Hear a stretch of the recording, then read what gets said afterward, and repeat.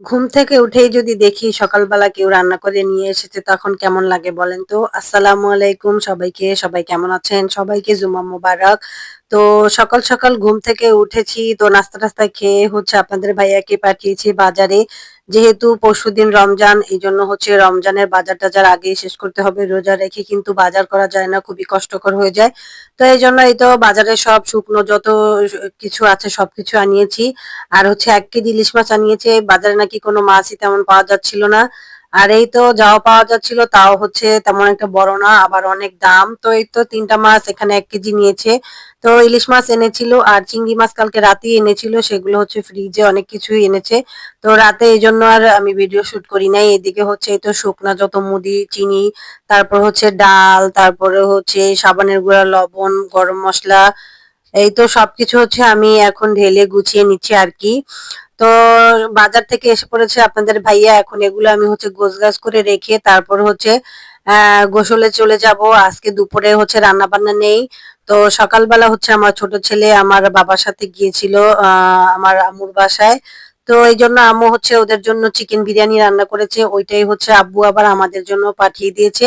তো ওটাই হচ্ছে আমরা দুপুরে খাবো। তো এই তো আমি হচ্ছে সব গোছগাছ করে এখন আবার একটু গরম দিয়ে নিচ্ছি যেহেতু সকালেই এনেছে। খাওয়ার সময় একটু গরম করে নেব। এই তো বিরিয়ানিটা।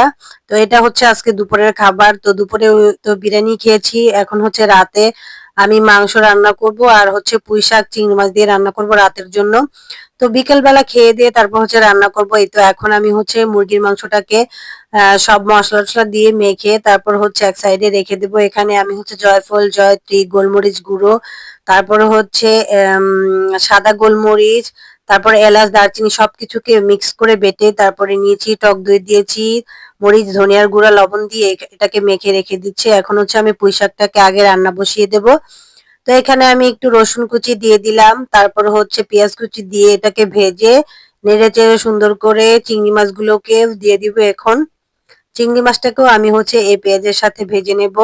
তো চিংড়ি মাছটাও আমি হচ্ছে ভেজে নিচ্ছি।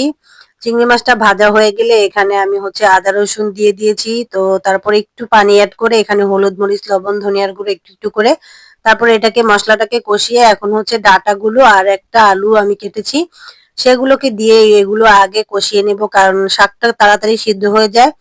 আর এই ডাঁটাগুলো কিন্তু সহজেই সিদ্ধ হয় না। আর একসাথে দিলে শাকটা হচ্ছে লাল হয়ে যায়। আর ডাঁটাগুলো সিদ্ধ হতে, হতে আরকি। তো এজন্য আমি সবসময় এভাবেই ডাঁটাকে আলুকে কষিয়ে নিই তারপর শাকটা এড করি। তো শাকও একদম কষিয়ে এসেছে, অল্প একটু হয়ে এসেছে। এখন একটু ঝোলের পানি দিয়ে আমি হচ্ছে ওই চুলায় শিফট করে দেব। আর এই চুলা